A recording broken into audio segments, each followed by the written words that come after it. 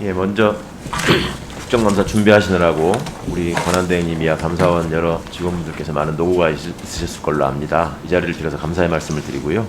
자료를 보니까 2020년 기준으로 감사원이 감사 대상 기관으로 두고 있는 곳이 1,600곳이 넘더라고요. 그리고 대상 인원이 162만 명. 정말로 방대한 업무를 그 정치적 중립 또 직무의 공정성, 청렴성 이런 것들을 준수하고 제고해 가면서 여러 해 동안 쌓아오신 노력에 대해서 일단 경의를 표합니다. 전직 원장님의 안타까운 행보로 인해서 지금 저는 우리 강민아 감사위원님께서 권한대행을 맡아서 이 자리에 오실 때마다 참 여러 가지로 안타까운 생각이 들고 또 우리가 질문을 하고 답변을 하는 과정에서도 좀 실질적인 질의응답이 되지 않는 것 같아서 안타까운 순간도 좀 있었는데 이번 국정감사 자리에서는 그래도 좀 본질적인 논의들이 있었으면 하는 마음에서 감히 말씀을 드렸습니다. 지난 6월이었습니다. 지금 권한대행 맡으신 지는 얼마나 되셨죠? 언제부터 맡으신 거죠? 6월 29일에 시작했습니다. 그렇죠. 6월 18일로 제가 기억하는데 제가 법사위 회의 자리에서 전직 원장님께 감사원장이나 검찰총장으로 재직하던 분들이 임기 중에 혹은 임기를 마치자마자 정치에 뛰어든다고 하면 이게 정치적 중립과 관련해서 좀 많은 문제가 있지 않겠습니까? 오해가 생기지 않겠습니까? 하는 취지로 여쭤봤는데 다양한 견해가 있을 수 있다 이렇게 답변하신 거 기억하실 겁니다. 어떻습니까? 권한대행님 입장에서 보실 때 어떤 다양한 견해가 가능합니까? 그냥 넘기지 마시고 말씀을 하십시오. 다양한 견해를 여쭤보는 거니까 어떤 다양한 견해가 있다고 하시던가요? 그날 지나가고 나서 우리 총장님이나 권한대행님한테는 적어도 그런 다양한 견해에 대한 본인의 소회를 좀 말씀하셨을까 싶어서 말씀드립니다. 제가 특별히 따로 말씀을 들은 바는 없습니다. 네. 근데 감사원이 가지고 있는 그런 막중한 역할 이런 거를 생각을 할 때 굉장히 다양한 그런 우려와 또 의견이 있을 수 있을 거라는 것을 저도 동의합니다. 사무총장님은 감사원에서 지금 계속 공직 생활을 하셨죠? 네, 그렇습니다. 감사원장과 감사위원분들께 임기를 보장한 이유가 무엇입니까? 네, 감사원의 업무상 독립성, 중립성 그 부분은 고려로 알고 있습니다. 예, 그 임기를 보장한 것이 취지가 훼손된다면 그 감사원의 미래를 위해서도 바람직하지 않다라는 점에 대해서 감사원 직원분들이 많이들 속상해하시고 안타까워한다는 점 잘 알고 있습니다. 총장님께서 직원분들의 사기나 어떤 직업적 자부심을 위해서 많은 좀 지휘 감독을 해주셨으면 좋겠습니다. 감사원이 크게 봐서 두 가지 업무를 회계 감사와 직무 감사를 한다고 알고 있습니다. 그러면 실지 감사를 나가시면 회계 감사를 하는 부분과 직무 감사를 하는 부분이 비중이 되게 어느 정도 됩니까? 감사에 따라서 사안에 따라서 다른 것으로 알고 있습니다. 일반적으로 보면 어떻습니까? 가장 많은 경우는 총장님은 좀 더 자세히 아시지 않나요? 아무래도 회계 감사에 더 비중이 많지 않나요?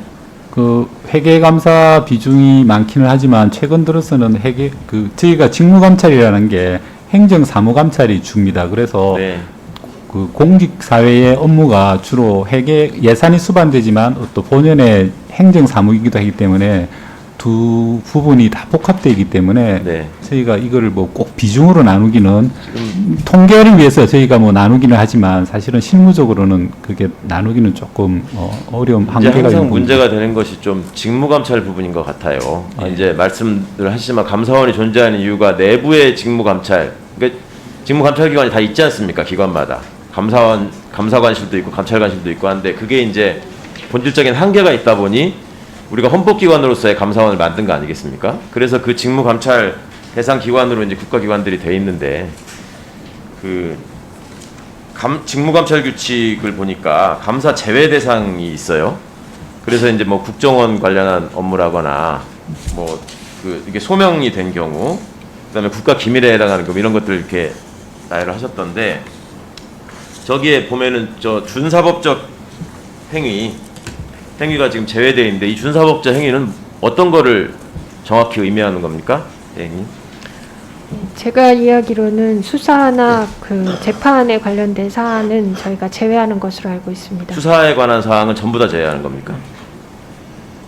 수사의 그 절차라던가 과정에 있어서의 위반이나 이런 것들은 예. 해당이 되는 것으로 저는 알고 물론입니다. 있습니다. 자, 다음 차트 한번 보시겠습니다. 이 감사 실시 현황을 보면은요, 소위 말하는 권력기관이라고 하는 지금 국정원, 국세청, 경찰청, 검찰청 이 숫자 한번 보십시오. 현저하게 차이가 나죠.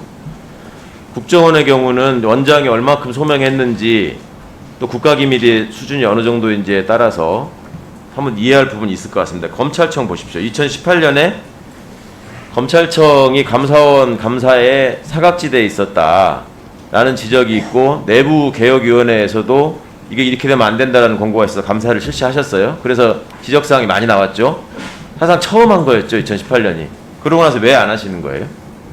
저희가 감사 순기에 따라서 2020년에 감사를 진행하고 2021년 8월에 시행한 것으로 알고 국세청, 있습니다. 경찰청은 이 업무의 중요성이나 민원의 심각성이나 이런 것들을 볼 때 매년 이렇게 하고 매년 이렇게 많은 처분 현황들이 나오는데 검찰청이 그동안에 국민적인 지탄의 대상이 되고 그 일부 정치검사들의 행태에 의해서 조직의 명예가 지금 땅에 떨어지고 망가져가고 있고 특히 그 많은 부분들이 직무수행 과정에서 벌어지고 있는 본인들이 향응과 접대를 받거나 결정 과정에서 이상한 짓을 하면서 사건 결정 결과를 왜곡하거나 이런 일들을 계속 하고 있는데도 불구하고 감사원은 지금 방치한단 말입니다.